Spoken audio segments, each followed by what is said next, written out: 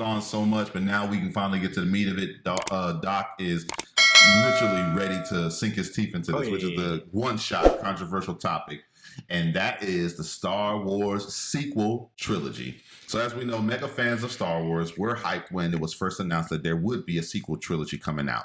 But with each movie, disappointment ensued and leveled up to hatred. So the question is there such a thing as toxic fandom? Is the hate for the sequel trilogy toxic fandom?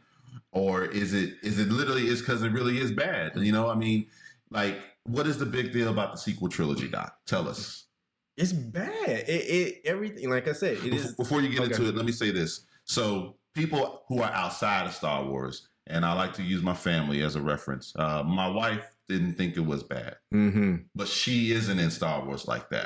So did she watch the other ones? Yes. She we enjoyed, actually. She really looked forward to it, and I did as well. We started with the prequel trilogy, with the original trilogy, and then we did the sequel trilogy. Okay. And then we threw the Star Wars Clone Wars show, not the revamped one, but it was like the real animated one that they had back on Cartoon Network, right? Because it was like, I think, 5-minute episodes. I love those. Yeah, like we blended that in there Mace, too.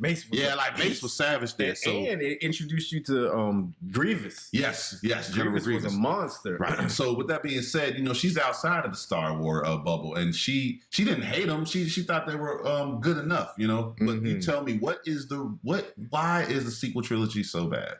Because they basically, they almost just verbatim copied, in my mind, the original movies. And then on top of that, from just a plot standpoint, they tried to force these characters on us, and it just didn't work. I didn't care about anybody. I didn't care about, I wanted to, but I didn't care about Finn. I didn't care about Rey.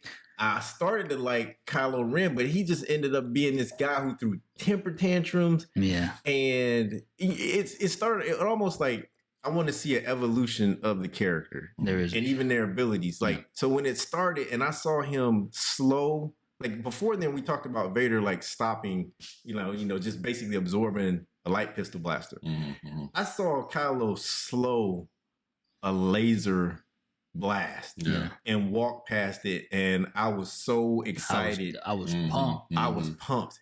And then it just went to crap after that. You had like redos. You wanted me to care about Poe Dameron and try to make him a wedge. You ain't no Wedge Antilles Poe. Like you just aren't. But they tried to make they tried to like Oscar Isaac. No, he was a great actor. Yeah, he's a great actor. And he might have been my favorite character. Right. Yeah. But he's just, once again, I saw them trying to take Han and maybe make him. And then you had like Rose.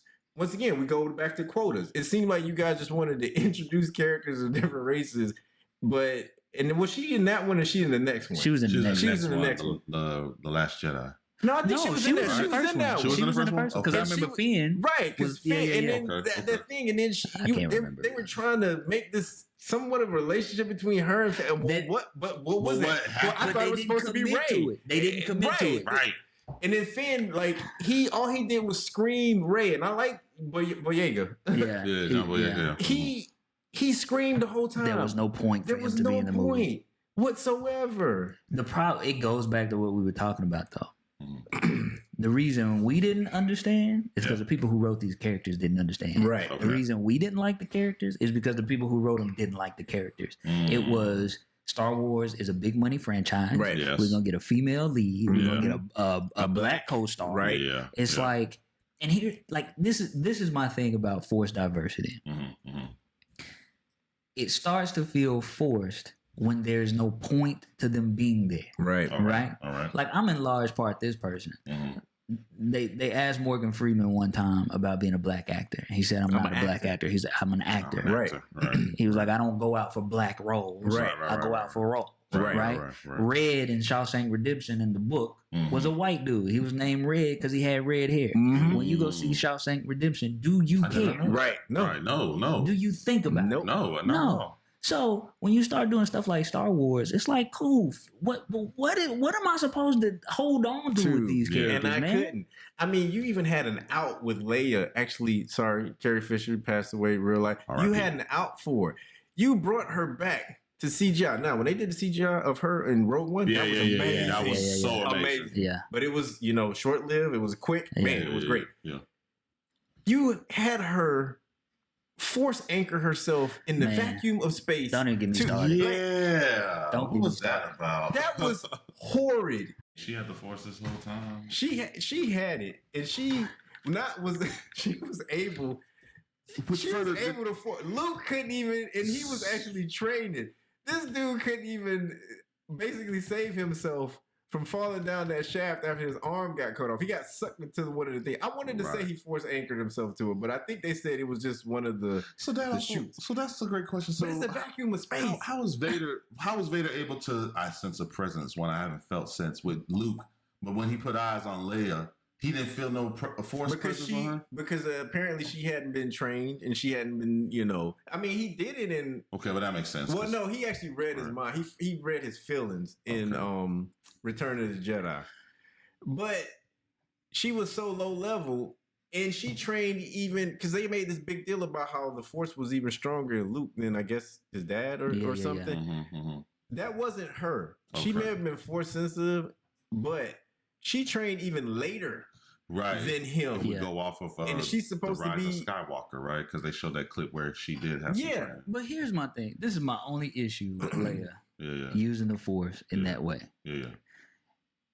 All of this hell is breaking loose. And that's how you use the Force. That's how you use it. To save yourself. Right. I mean, but she was in space. What was she supposed to do? Like force space the ships to crash into each other? If you got the Force, you should have done something that wouldn't have put you in that situation. Did we not see these people play Force tug of war with a ship and Force lightning with a ship? But my point is, something should have... That wasn't the first time she was in trouble. Or they were in trouble. At some point, you shouldn't have even been put in that position. No. Yeah, okay. Or is it, I didn't think about using the Force until I was out in space. Wow. It's like, what? It doesn't make any sense. That's the only thing that made me mad. It's like we thought she was Force sensitive. We thought it was all of it. And that's how you use it. And you were getting chased. Right. Yeah. By the New Order and all of that. It's like, come on. The First Order is like, come on, man. Right. That's it. No, they fumbled. Ouch. They fumbled. Here's my other thing. I start. Here's my other thing. Passion. We haven't seen Luke, Leia, and Han at that point in 40 years. Yep. Correct. We never got to see them together. No. We didn't. Han died in the first.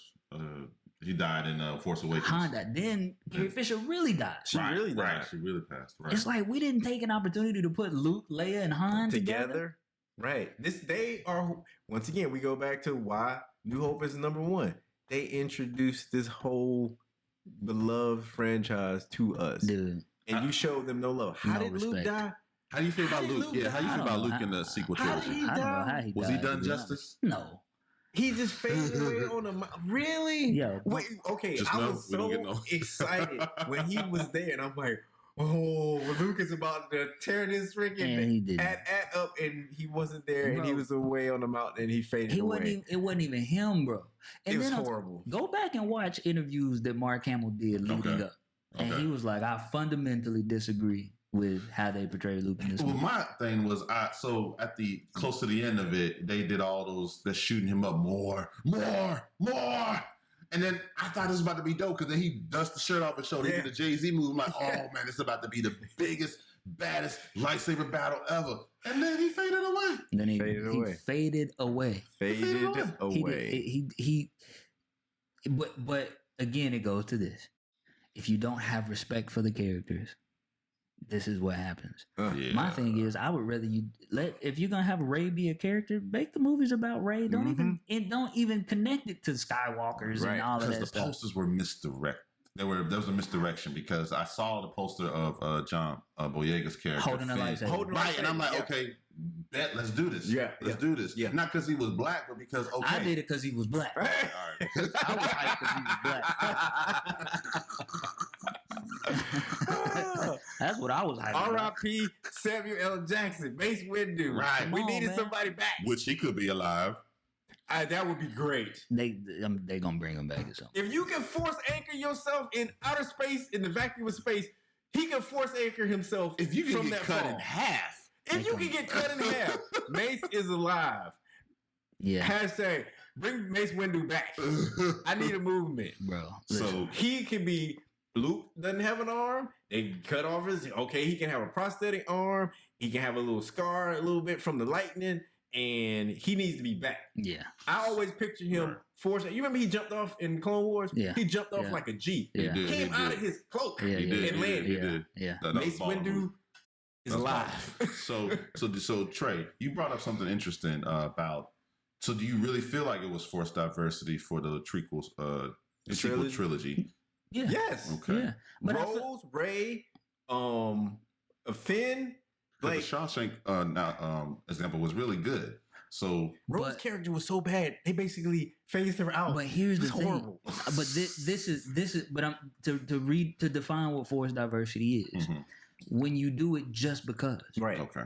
If you flesh these characters out, if Mhm. you make them actual characters, if they have a story, if they have an arc, but that's not what they did. Mhm. It's like you know why they had Finn with the lightsaber? Why? For people like me who just wanted to Who see a saw black person, be a with a Jedi. lightsaber. And they were like, oh, it's gonna be a black Jedi. Yeah. Right. And then you go see the movie, and it's like, it's No. like you have him and Ray with the flirty thing, and then you get scared because people got stuff to say online. Yeah, It's yeah, like yeah. just tell the story, man. Yep. Right. Yep. Just even Rose, she didn't serve a purpose. There was no point for her to be there. The biggest purpose she served was in whatever the second one was, the one Yeah, Ryan yeah. Johnson did.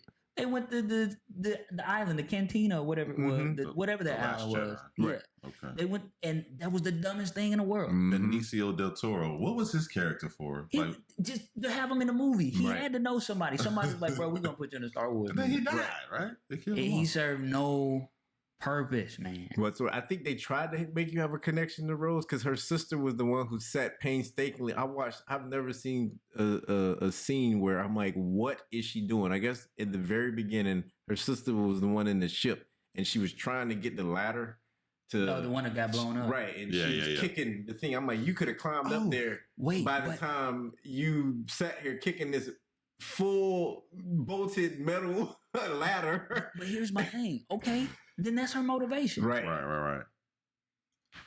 But then I think they saw that the character was like, I don't want to say despised, and then they basically just wrote her out of the doggone plot. Right. And that bothers me because what it tells me is It was forced diversity. but it was even less than that. It was oh, you just did this. Wait, what about that platinum looking stormtrooper Captain Phasma. Captain Right. Phasma. What was like? I thought there was a story behind that, and then she. No, it was just cool to look at. Ah, come on, And you heard it was a woman. That was the first time you heard Ooh, was but there those- a but- woman in a position. that speaks to the. But that's Especially how the you know troopers. when the story is the race, the gender, when that's the story that if it's a character, it's a character. The reason the Morgan Freeman thing works is because nobody even thought about whether he was black or not. Right, Nobody no, cared about that. no. Now listen, we live in a political environment now. Everybody is a political expert. Everybody has leanings based on made up stuff. Mhm, I understand that. And so you put yourself in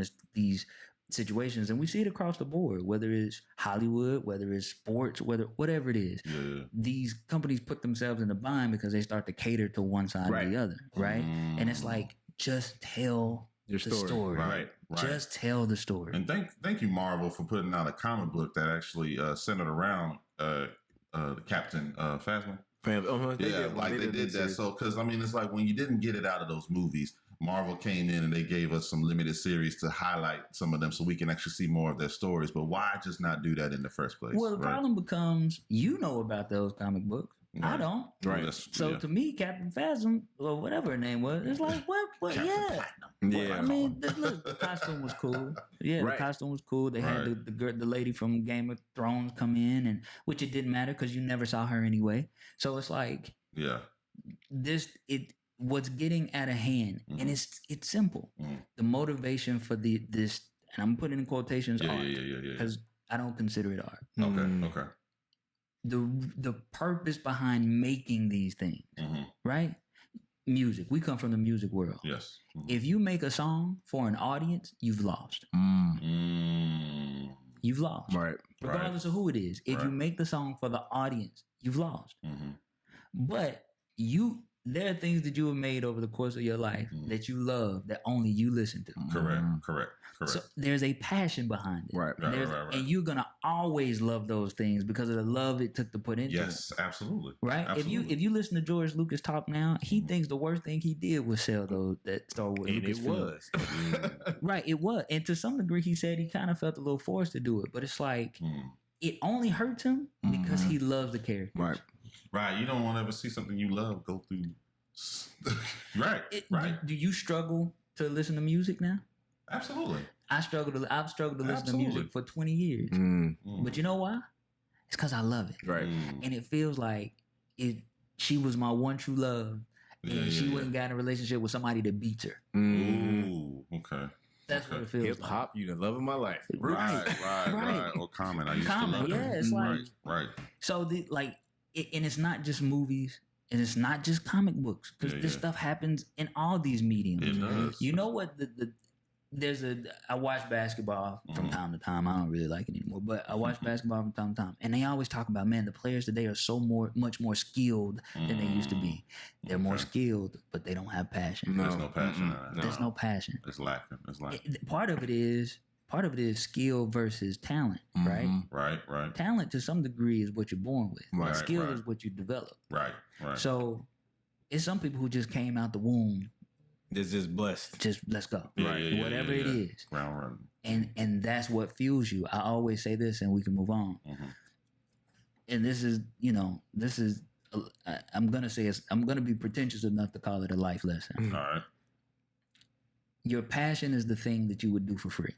And you have to make sure that it's your passion because you might end up doing it for free. Right. Absolutely. That's got to be your drive. 100. Agree. And we see it in Hollywood every single day of the week. And it's not just Hollywood. I don't want to jump on Hollywood. It's just it's the nature of the product that we're making. Across the board, there's just no passion. Right.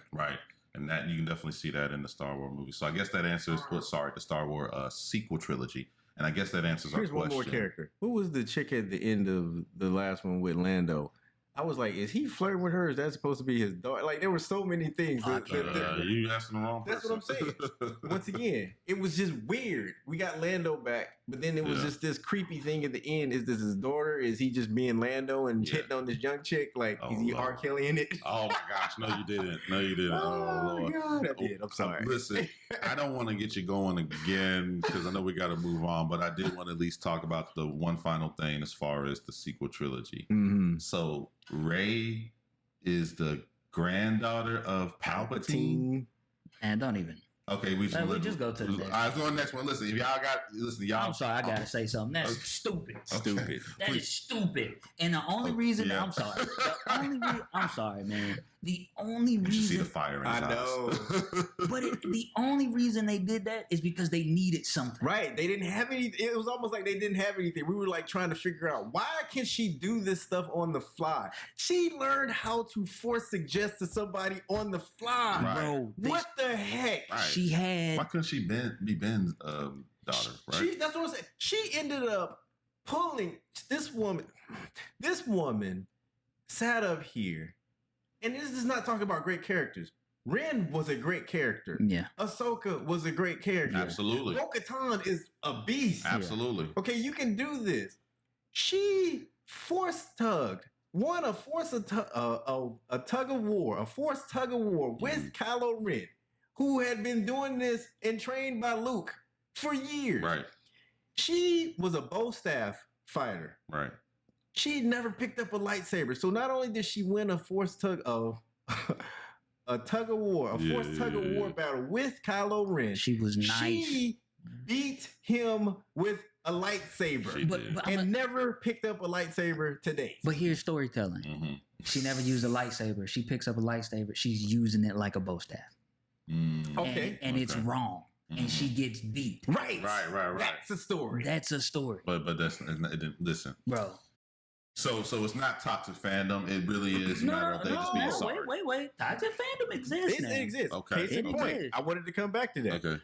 What happened to Jar Jar Binks, the character, the guy who plays him? Yeah. That dude almost committed. He said he wanted to commit suicide based off of what? That's toxic. Well, yeah. Now they brought him back as a G, as a Jedi, right. and that was great to see. Yeah. But as much as I did not like Jar Jar Binks, that was wrong to do that to that guy. Yeah. And if I'm being honest, he kind of got set up, bro. He did. He got set up. We talked about this before. Do you have to accept that role? At some point, you got to say, something may not be right about this. Here's my thing. There is a logic that says, I see this, I read this, it's offensive, it won't be me. Right. But there's also a logic that says, I gotta pay this bill. I gotta pay these bills. No, I'm not getting anything else. We talked about it with the commercials and stuff. Star Wars. Yeah. It's Star Wars. It's Star Wars. Jar Jar Binks becomes this iconic character, Right. as And Star he does Wars. have a following now. That's the thing. There was jokes that he was going to be a Sith. Yeah, right. And then even George Lucas tried to save face, like, well, he's really the heart of the Star Wars and all of this other stuff. Bro, it was a grossly offensive character. Right. But Star Wars does that. What's the little aliens that's supposed to be they said they were Asian supposed people? to be Asian. They said they were stereotyped. Like at the time, there were several characters that they were like, for sure, these are racially offensive characters. Correct. So the people that were a part of the Trade Federation, Newt Gunray, those guys, and then there was Jar Jar Binks. So at least they were touching on several races.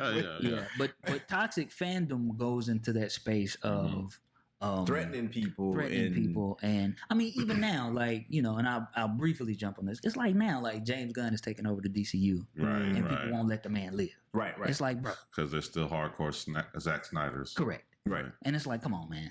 Come on, chill. Gotcha. I mean, I think toxic fandom kind of led to the Snyder Cut being released. It was toxic fandom. It looks, but it was so good. But the chance was it might not be, right?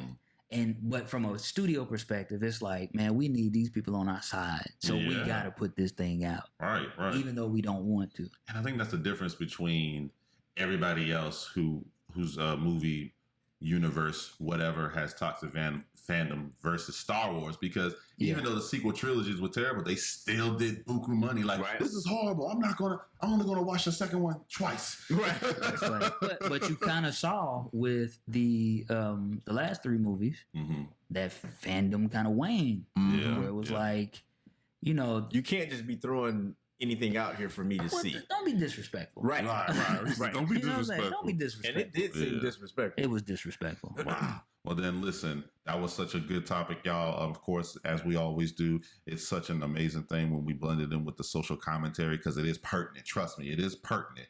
So if you have anything that you want to speak to as far as that one shot is concerned, make sure you comment on it, and you agree, disagree, whatever. We'd like to hear from you.